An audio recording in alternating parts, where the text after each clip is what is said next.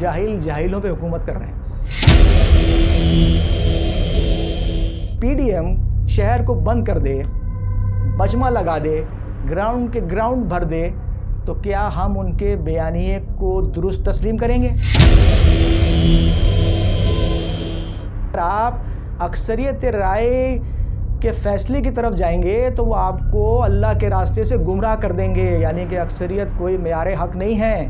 جمہوریت دراصل جہالت کی حکمرانی کا نام ہے۔ اکثریت رائے کے فیصلے کو قبول کرنا کوئی فطرت کا قانون نہیں۔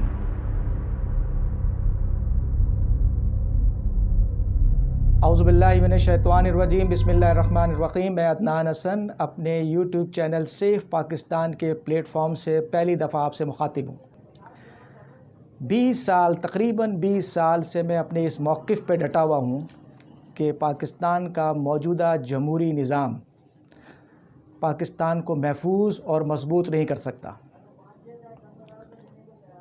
میں آج بھی اس بات پہ ڈٹا ہوا ہوں اور تقریباً 20 سال سے ڈٹا ہوا ہوں۔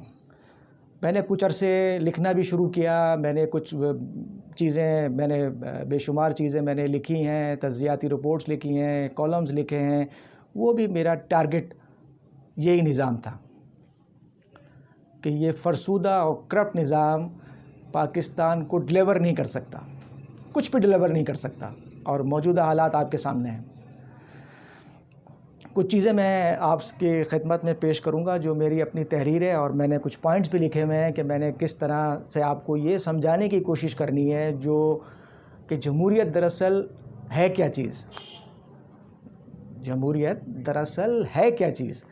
اب تک میں نے اس عرصے میں یہ سنتے ہوئے ضرور سنا ہے کہ جی جمہوریت مناسب نہیں ہے، جمہوریت بہتر ڈیلیور نہیں کر رہی ہے، لیکن جمہوریت کی تشریح کوئی نہیں کر سکا، جمہوریت کو اس طرح وہ بیان نہیں کر سکا کہ لوگوں کو اویئرنیس آئے کہ ہم کس نظام کے پیچھے بھاگ رہے ہیں۔ وہ تھوڑا سا میں آپ سے ٹائم لوں گا اور میں تھوڑا سا پہلے بریف کروں گا، یہ سمجھانے کی کوشش کروں گا کہ جمہوریت کیا ہے۔ تو تھوڑا سا مجھے وقت دیجیے گا۔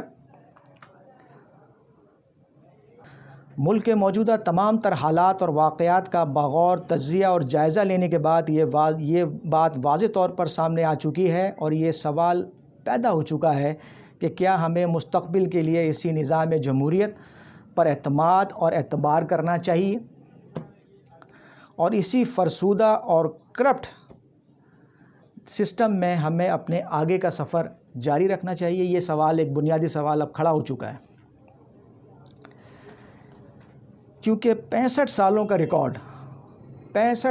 کا ریکارڈ اس بات کی گواہی دے رہا ہے کہ ملک کا موجودہ سسٹم ایک ایسی ریل گاڑی ہے جس کا رخ تباہی کی طرف ہے، اور اس کو بریک لگانے والا کوئی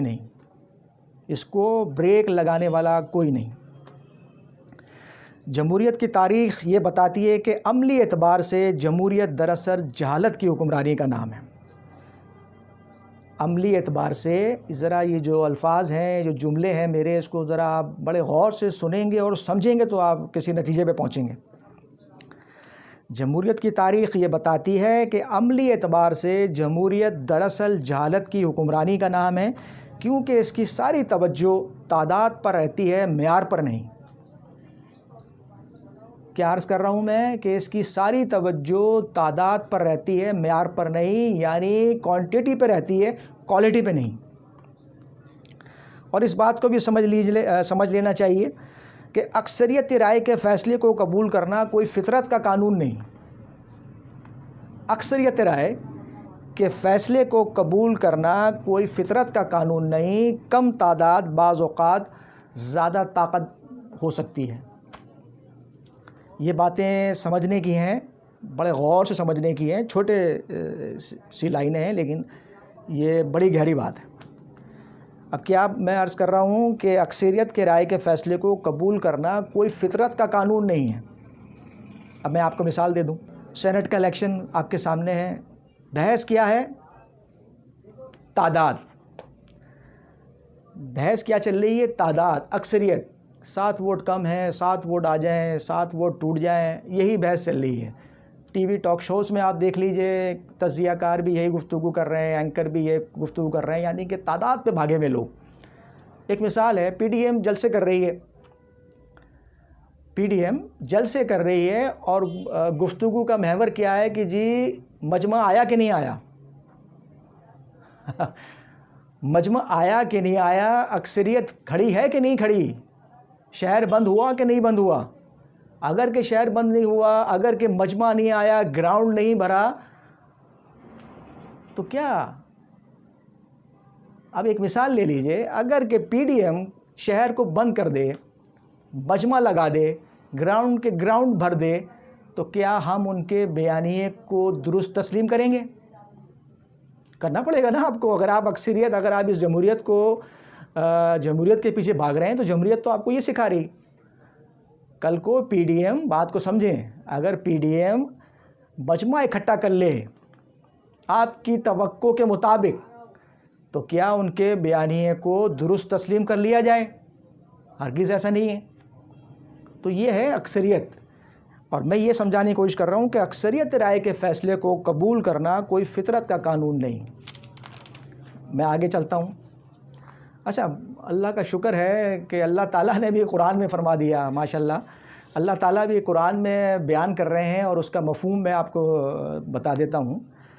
اور اللہ تعالیٰ آپ صلی اللہ علیہ وسلم سے مخاطب ہیں اور عرض کر رہے ہیں کہ اگر آپ زمین والوں کی اکثریت کی اطاعت کریں گے تو وہ آپ کو اللہ کے راستے سے گمراہ کر دیں گے۔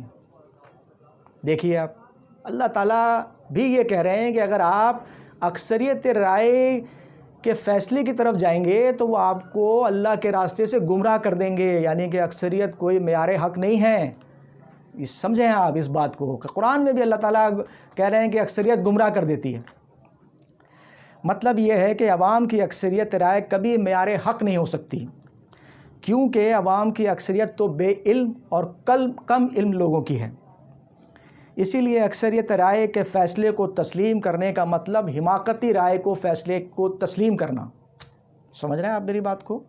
دیکھیں پھر سن لیجئے کہ اس قاعدے اور فارمولے کی بنیاد پر اکثریت کا فیصلہ بے وقوفی کا فیصلہ ہوگا۔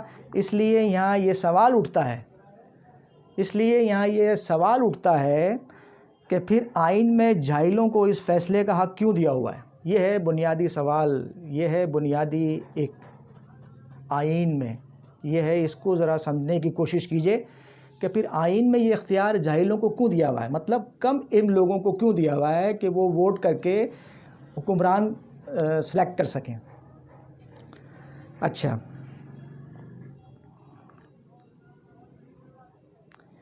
آپ کو لگتا نہیں ہے کہ موجودہ حکومت اور آپ حکمرانی کو دیکھیں، آپ کو نہیں لگتا کہ جاہل جاہلوں پہ حکومت کر رہے ہیں؟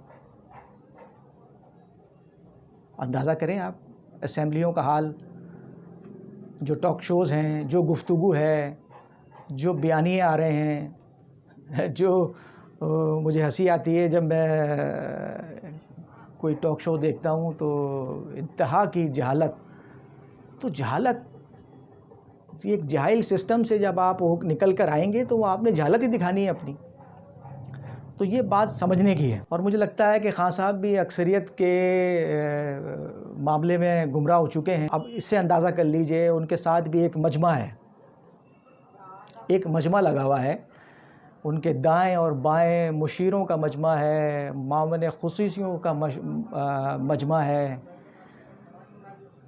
تو یہ اکثریت ہے۔ یہ بھی اصولاً آپ کے پاس دو مشیر ہونے چاہیے، جیسے اللہ تعالیٰ نے منکر و نکیر آپ کو دیے ہوئے ہیں نا، دو فرشتے، اسی طرح انسان کے پاس بھی دو مشیر ہونے چاہیے، ایک دائیں اور ایک بائیں۔ لیکن اس کے لیے ایک شرط ہے لازمی کہ وہ عقل مند ہونے چاہیے، عقل مند ہونے چاہیے۔ میں آگے چلتا ہوں۔ خان صاحب جس مزاج کے آدمی ہیں، مجھے نہیں لگتا، کیونکہ جب خان صاحب کنٹینر پہ کھڑے ہوئے تھے، جب سے مجھے ان سے اختلاف ہے کہ خان صاحب کا جو ایٹیٹیوڈ ہے، جو ان کا مزاج ہے، جو ان کا ضدی پنا ہے، وہ مناسب نہیں ہے اس منصب کے لیے، جس منصب پہ وہ بیٹھے ہوئے ہیں ان کو سوٹ نہیں کرتا اس مزاج کے تحت حکمرانی کرنا۔ بہت اچھی باتیں ہیں ان کے اندر، بہت اچھی نیت ہے ان کی، لیکن پاکستان ذاتی خواہشات اور ذاتی مفادات کے تحت نہیں چل سکے گا. ابھی پاکستان کسی سسٹم کے تحت نہیں چل رہا. افسوس یہ ہے کوئی سسٹم نہیں ہے. ایک سسٹم جمہوریت جو وہ بھی کرپٹ اور فرسودہ ہے، جس کا میں نے آپ کو مثال دی ہے ابھی کہ وہ کیا نظام ہے، کس جہالت کے پیچھے ہم بھاگ رہے ہیں، کس جہالت کے پیچھے ہم بھاگ رہے ہیں. اور اس سسٹم کو ہم نے یہ سمجھ لیا ہے کہ یہ مادر پدر اس نظام ہے.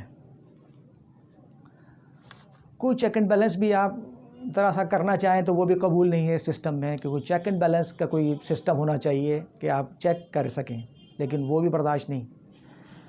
تو میں تو مایوس ہو چکا ہوں، اور مجھے لگتا ہے کہ عوام بھی مایوس ہیں اس پورے سسٹم سے، اس پورے نظام سے.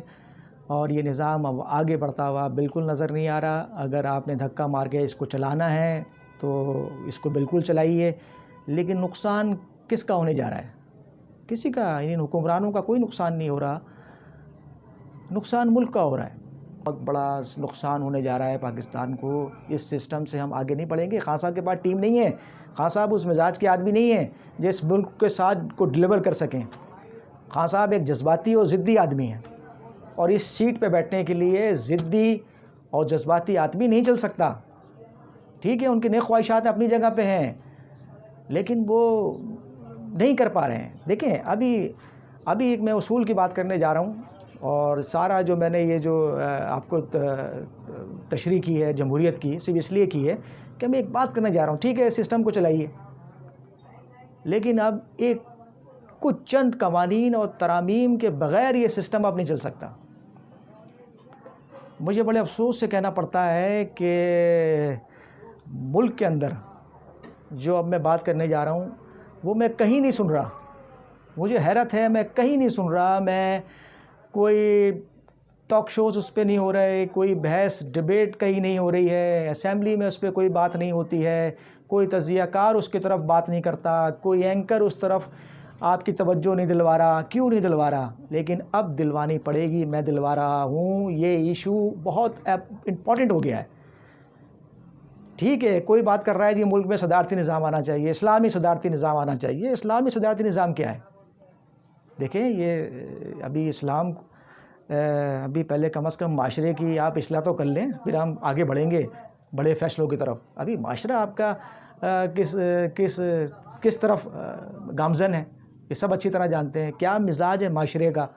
آپ بات کر رہے ہیں صدارتی اسلامی نظام. بھائی اس میں کیا ہوگا وہ ذرا تشریح تو کریں اس کی. سب چھوڑ دیجئے، یہ 3-4 چیزیں امپلیمنٹ کیجئے. یہ چیزیں اب آئین میں ترمیم ہو، محبت سے ہو یا بائی فورس ہو، یہ کرنی پڑے گی.